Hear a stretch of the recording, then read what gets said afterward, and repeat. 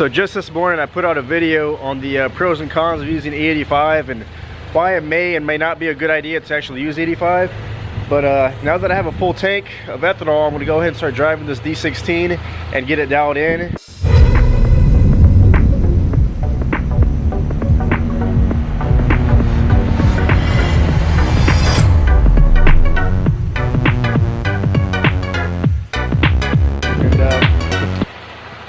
All I did was add 30% fuel throughout the entire fuel map, but I actually need to go through and drive it and go wide open throttle and kind of fine tune it from there. So as the sun goes down, I'm kind of hoping the traffic lets up and it'll give me opportunity to you know, do some driving around and maybe make some wide open throttle pulls and start tuning this thing.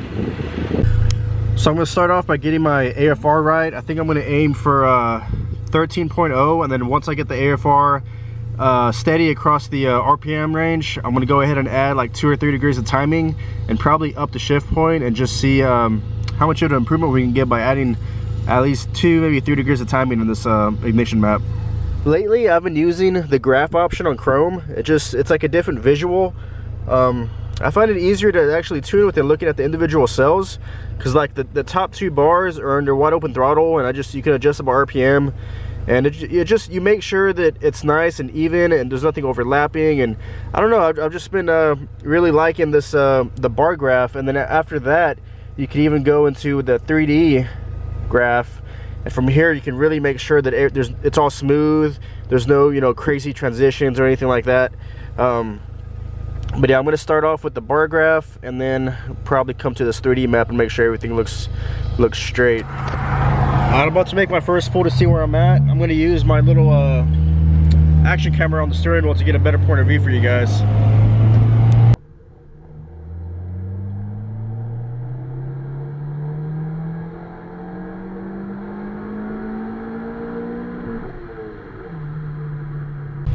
Okay, so right away, so when it hits VTEC at around 5,000 RPMs, it does go a little bit lean.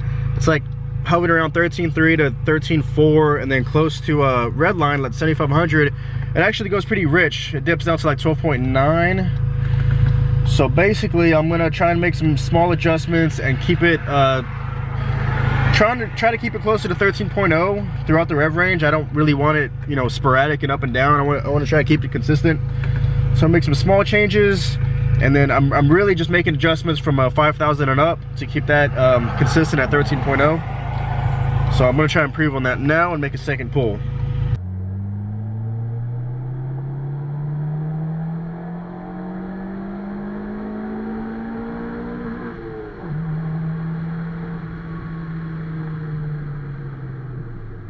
Alright, it's looking pretty good. It's like floating around 12.8, 12.9. It's not really fluctuating too much. I'm still just kind of trying to make some fine adjustments. Like right before it goes to the VTEC, it does go, it goes pretty rich right before VTEC, like 4,500 RPMs.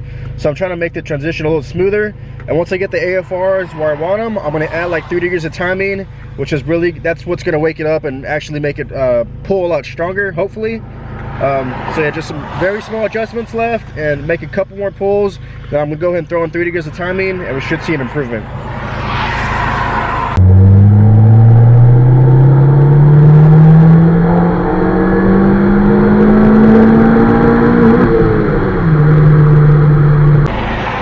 Looking better and better, but I'm having this small issue where it gets really rich at redline. It'll go from like the 12.8, 12.9, and then it'll go down to like 12.4, 12.5. So I'm just trying to fine tune the AFR at redline.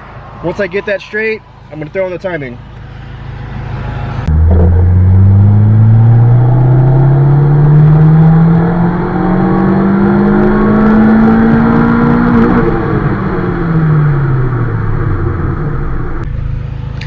I was a lot happier with that last pull. It actually, I don't think it went below 12.8. It's looking a lot better. So what I've been doing this whole time, I'm doing like low second gear rolls, and I'm letting it slowly rev through the RPM range instead of just blasting it in the first gear. In first gear, it'll kind of be too fast to really see what's going on. So I'm letting it rev slowly in second gear, like a low RPM roll. Okay, but anyway, now that the AFR looks pretty good from low RPMs all the way to redline, it stays from like 12.8 to 13.0. I'm gonna go ahead and throw in, I'm gonna start at 3 degrees of timing, because I feel like the timing is already pretty conservative, and I'm gonna see if I notice a difference. which I should. I'm only gonna add 3 degrees in the VTEC table, so that'll be like from 5,000 RPMs and up. So right now I'm running 28 degrees at 7,000, 30 degrees at 7,500, and I've been using 93 octane. I haven't had any detonation or pinging or anything that I can, or anything that I've noticed. Been running really good. So from here, I'm gonna just add 3 degrees of timing across the board, and then make a pull and hopefully feel the difference. All right, I went ahead and added it in the low cam timing and the VTEC timing table. There's 2 timing tables, one out of VTEC and one in VTEC. I added 3 degrees across the board, in and out of VTEC. So I'm gonna go ahead and do a first gear roll and see how it feels.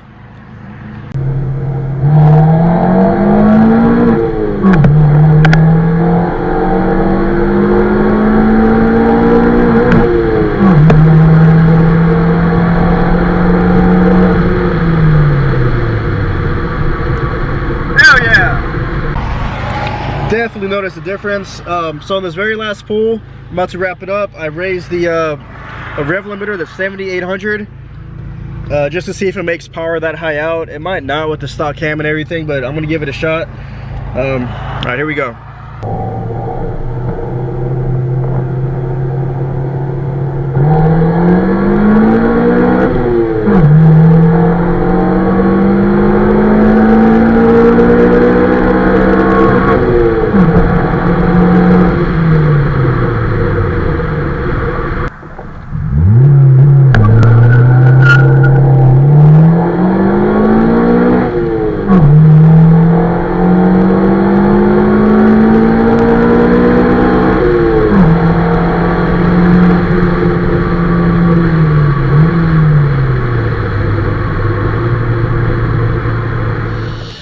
Before I end this video, I just want to give you an update on the turbo 4-door. The motor is still pretty noisy.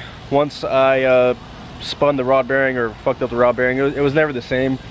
So honestly, it's really hot in this part of Texas, and I need to drop the motor and basically go through the bearings, and I'm gonna get to it, I promise. I want to put a fresh set of main and rod bearings in there, and it'll probably be good to go after I clean out the block and shit. But as far as this one, I thought it'd be cool just to do like I don't know, simple bolt-ons and like test and tune it, and just keep this one NA with AC and the condition to just drive it daily. And the silver car is obviously the race car, you know. But yeah, I'm just gonna be doing simple little bolt-ons and shit to this green car, and just for the meantime until I get back on the silver 4-door. But I will get back to it, I promise.